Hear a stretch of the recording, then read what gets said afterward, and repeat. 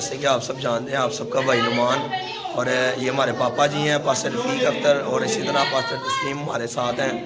اور آج کرسمس کی خوشیاں آپ سب کو مبارک ہو، اور ہم ان کے متعلق کرسمس کے متعلق پاسٹر صاحب سے سیکھیں گے کہ آج کا دن جو ہے اس کے متعلق کوئی بات چیت کریں گے۔ ذرا پاسٹر صاحب جی، پاسٹر صاحب۔ ہمیں آج کرسمس پر یہ چیز سوچنی ہے کہ ہم اس کو جو ہے دنیاوی طور پر کرسمس نہ منائیں، بلکہ روحانی طور پر کرسمس منائیں، جس طرح مقدسہ مریم نے اپنے دل میں غور کیا اور ان کی زندگی تبدیلی اس طرح ہمیں کلام پر غور کرنا ہے اور اپنی زندگیوں کو تبدیل کرنا ہے، تاکہ کرسمس پر ہماری زندگی تبدیل ہو جائے۔ خدا آپ سب کو برکت دے۔ پاسٹر تسلیم صاحب ہمارے ساتھ۔ جی پریز دی لارڈ، خدا آپ سب کو بڑی برکت دے۔ میرے عزیزوں، میں یہ بتانا چاہتا ہوں کہ کرسمس کا مقصد کیا ہے۔ کرسمس کا مقصد یہ ہے کہ خدا انسان بن کر چرنی میں آ گیا۔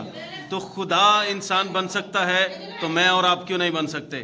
کیوں ہمارے کام جو ہے وہ جانوروں جیسے ہیں؟ تو ضرور ہے کہ یہ کرسمس ہماری زندگی میں اس لیے آیا تاکہ ہم انسان بن جائیں۔ خدا نے ہمیں سکھایا کہ انسان کیسا ہوتا ہے، زمین پر رہ کر سارے کاموں کو کر کے۔ مسیح یسوع نے ہمیں سکھایا۔ پریز دی لارڈ۔ پریز دی لارڈ۔ اور ہماری طرف سے آپ سب کو جتنے بھی ہمیں دیکھ رہے ہیں، کرسمس کی، بڑے دن کی خوشیاں اور نئے سال کی خوشیاں مبارک ہو۔ خدا اس نئے سال میں آپ کی برکتوں کو، آپ کی حدوں کو بڑھائے، ہماری دلی وشش دعا ہے۔ تو پاسٹر جی، پریز دی لارڈ۔ آمین۔ God bless you.